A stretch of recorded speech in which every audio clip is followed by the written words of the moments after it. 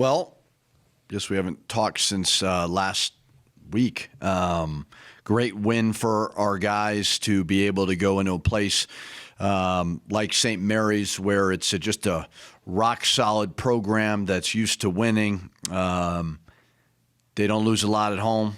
Obviously hadn't lost in a long time there. So to be able to get that win was great. To be able to do it this early in the season. So 2-0 on the road, which is huge. If you want to be a good team, if you want to be taken seriously, you have to win on the road. So we were able to do that. And now we move on and we get ready for Western New Mexico. We've had a good couple days of practice. Got some, got 2 days off after St. Mary's, which was good. And now we got to get back to see if we can get a win tomorrow. And just being engaged, obviously a different type of opponent, to understand that we just got to get better and we got to take advantage of the opportunity tomorrow. So proud of the guys. They've been fun to coach this early. And there were some terrific moments, obviously, in that St. Mary's game. Donovan got Freshman of the Week. What's the biggest areas he's continuing to improve on since he joined you guys? Well, he's a phenomenal passer and ball screens. And I made the comment whenever it was a couple weeks ago that I thought Jalen and Jamal could learn a lot from him in ball screens on how he passes, and he can learn a lot from how hard they play. And none of that is surprising. Freshmen, it just takes time. I thought St. Mary's, that scout, made us better in ball screens because they're really, really good offensively in how they execute it. So Donovan, as I said when I signed him, I think he's a guy who could be Freshman of the Year in the Mountain West. And obviously it's just after 7 games, but it's nice to see him get some recognition because he's a really good player.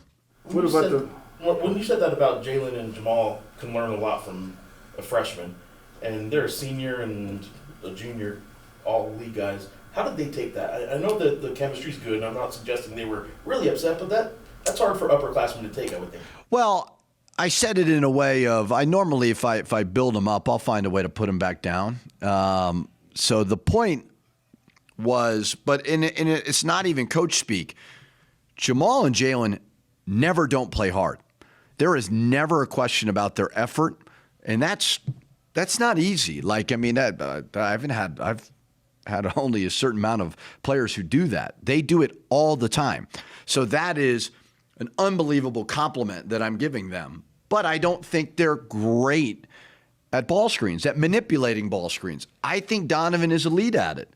So good players need to learn from other good players. I thought like I said before, I thought the way that St. Mary's ran their offense, we could learn a lot from that. I thought the physicality at which they defend without fouling, but fouling and rebounding. The good teams do that. So good players have got to learn from other good players. So they've been great. I mean, they see it. Like I told Jamal after or leading up to the St. Mary's game, we could learn from that, and he saw it. So they want to be better.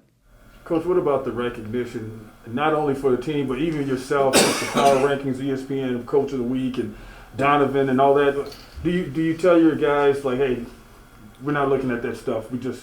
Well, Coach of the Week is really not much to me. I got to look at my contract to see if there's a bonus in there. I don't think there's a bonus for ESPN Coach of the Week.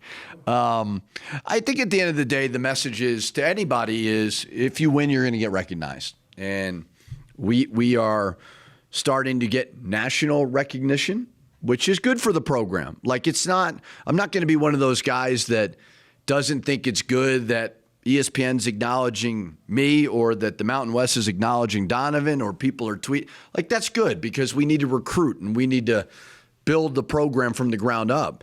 But at the end of the day, like, that's not my goal. My goal is to get in the NCAA tournament and win a Mountain West title. And Donovan being Freshman of the Week has nothing to do with it. And me being whatever ESPN Coach of the Week, it has nothing to do with it. So when you do win, people are going to notice you. But it's what you do when they start to notice that really matters. You were down 11 points early against St. Mary's. What were the messages and the timeouts to your guys, and what do you think they executed well to come back against them? I thought we were really poised. I mean, St. Mary's is a good team. Good teams are they're gonna make you pay. I thought it was an eye opener of the way they were going to defend us, because they are really, really good at slapping down, getting in the gaps, being physical, and we hadn't seen that. So we got a lot better from that game. But in that first time out, it was just, okay, guys, like, this is not working. You got to stop doing it. And to their credit, they listened, and they were the game had like a bunch of different storylines, and we went inside when we weren't able to get kind of dribble penetration, and went to our low post game. Morris gets in foul trouble. We go to the low post game with Josiah.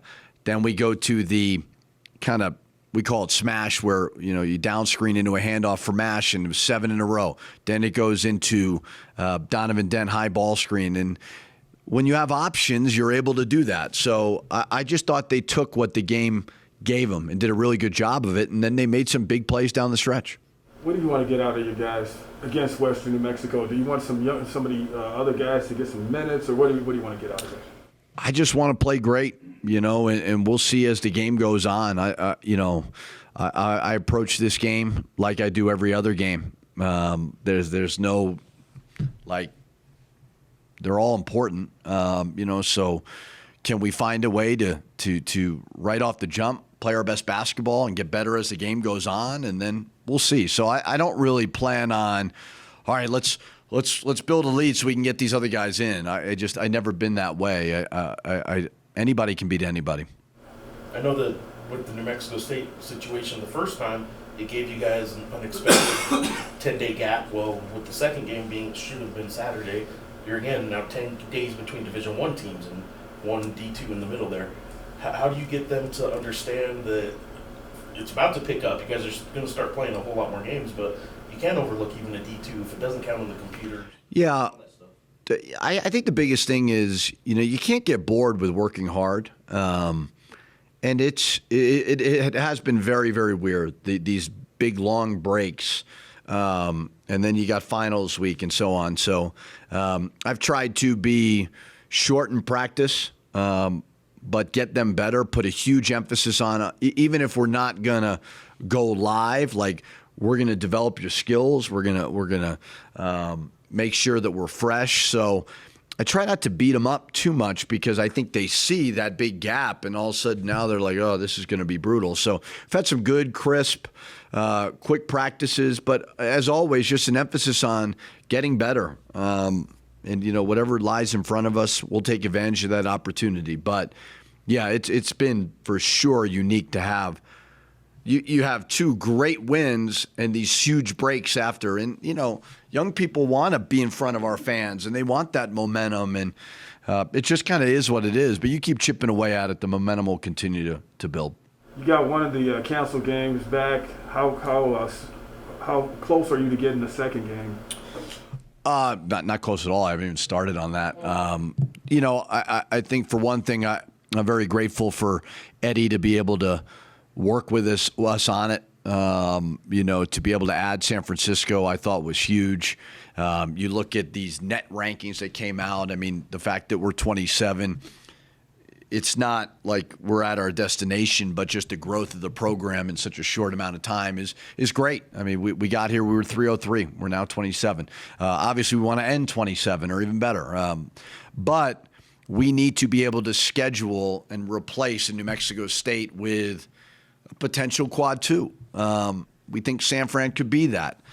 We didn't have unlimited opportunities. It's not like COVID where there was a million people to choose from. So, but we're starting the process of, can we add something maybe in January or maybe in February that could help us? I think there'll probably be some more cancellations as the year goes on. I think Tulane had a cancellation because of some COVID situation. So it could happen. And we got that one more game. We want to try to add it for sure. You mentioned the net rankings, 27. I would imagine you're pretty pleased with that number. It doesn't mean anything right now, I know, but like 27, were you happy with that number? Yeah. I mean, again, like I said, it doesn't mean anything, but it does mean you can see growth in the program. I think that's all I take from it. I mean, the fact that we were 303 to 27 in 15 months is just an unbelievable feat. So that means something. But yeah, in the end, I'll explain to our guys what exactly it is. But at the end of the day, I believe the reason that we're 27 is because we won 2 road games. The value of winning road games is huge. So we try to win every game. But again, I do think our fans need to see how much we've improved. We've not arrived, but if we can continue to gain this momentum in this community, it's huge. The follow-up to that is the net rankings. Again, I know the first poll is notorious for having at least a few outliers that just really kind of drop down. But the Mountain West, I think, had whatever the number was in the top 100, a good amount, which means you can look at the rest of your schedule now and say, okay, correct, we have this many quad ones and this many quad twos. I know you lost the 2 NMSU games, but the initial net rankings actually show you guys are going to have plenty of opportunities in league play, maybe more than you anticipated. Did you anticipate this many? Well, what's unique about it, and we're at somewhat of a position of strength, is that you can decide who to potentially add after seeing how we're doing in the first 7, right? Because if we were 3 and 4, I'd be like, so that part of it's not a bad thing, that we kind of have one in the pocket that we can see as this year is going on. But the key to anything is that your league has a good non-conference, because now you're going to play those teams twice or maybe once, and there's more value in those games. So the Mountain West, and what's crazy is Wyoming is the lowest, and Wyoming is going to be San Jose and Wyoming. Wyoming's going to hurt a lot of people because when they get healthy, they're going to beat a lot of people and they're going to have a low net ranking. So that's the unique part of this whole thing. So the key is, like I said, is if your league can have a good non-conference, it really helps everybody. Wyoming is the lowest. Yeah, I think they are, yeah. Coach, I'm curious, game day preparation, how much is your program, the guys back in particular, improved on game day preparation? And I imagine that's led to part of the success. Game day, like scouting and stuff? No, like the day of the game, from the time you guys arrive on the road to an arena or arrive to the pit, same day. Yeah. Is there any, are you noticing anything different with the guys that are back in particular? Anything like that? Yeah. Yeah. I think it's a mature group. And certainly when you take 4 transfers and guys who have played college basketball before, I think they understand the value of it all. But I look more than anything, not necessarily on game day, I look at consistency across the board. On a Monday, Tuesday, Wednesday, Thursday, we don't want to constantly talk about winning. We want to talk about acting like a winner every single day. And that's where I think they've been really good, really good. So their approach has been great. I try not to overthink it with shoot around and all that. I just look for every single day, do your habits align with your goals? If you're talking constantly about wanting to be something, but then when I watch you practice, you don't look like a guy who's trying to do that. And for the most part, we've been pretty consistent with that. There's some days where they're not, but for the most part, they're all business. They go to practice to try to get better, and they work hard, they play hard, they act the right way. So that helps a lot. I'm curious, you keep saying that this team hasn't arrived yet. There's probably a lot of fans that are wanting to climb to the top of the mountain and start screaming over the start that you've had. What is your definition of arriving? Is it consistency over a few years, or? Yeah, I mean, my whole point with that is you don't want to say NCAA tournament or bust, because where we were 15 months ago, it's crazy to even think that. And I would hate to put that pressure on anybody. But I believe that New Mexico is one of the best basketball jobs in the conference. I really do believe that. Are there challenges? Of course there are, just like everywhere else. But I believe that New Mexico should be fighting for championships. I think we have one of the best fan bases in the West, if not the country, when it's good. I think we've got a great buy-in from the community. We don't have a lot of other things to rival in the wintertime. which is great. I mean, it reminds me a lot of Louisville when my dad first got there. Very similar in a lot of ways. And you don't have to deal with Kentucky fans. So I just feel like we're not at the top of the Mountain West yet. After 7 games, are there a lot of good things? Absolutely. But adversity hasn't hit us. Knock on wood, we don't have injuries. You just don't know. But in order to get to where we want to get to, you need to have multiple recruiting classes. And it just takes time. So it's we're trending in the right direction.